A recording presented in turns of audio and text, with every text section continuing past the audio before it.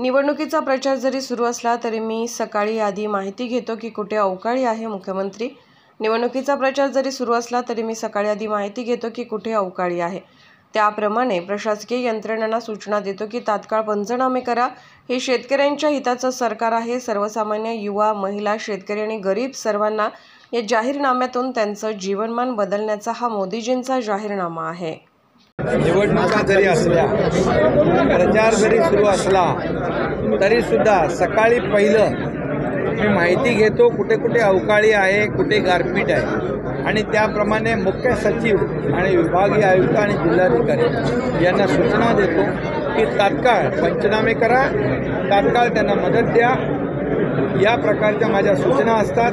त्यामुळे जरी निवडणुका प्रचार असला तरी हे सरकार जे आहे हे शेतकऱ्यांच्या हिताचं सरकार आहे. शेतकऱ्यांना वाऱ्यावर सोडणार नाही ही आमची भूमिका आहे. त्यामुळे शेतकऱ्यांचं नुकसान झालं, त्यांना शेतकऱ्यांना नुकसान भरपाई मिळेल. शेतकऱ्यांना वाऱ्यावर सोडलं जाणार नाही.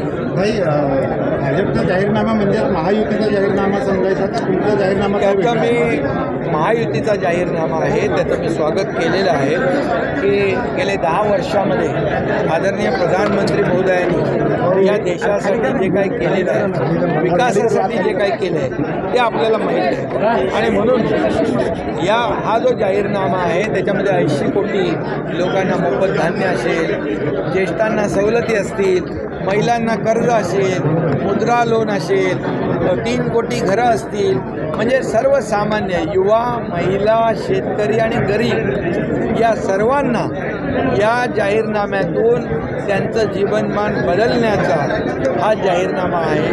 त्यामुळे मी त्याचं स्वागत करतो आणि आदरणीय प्रधानमंत्री महोदयांना मनापासून धन्यवाद देतो.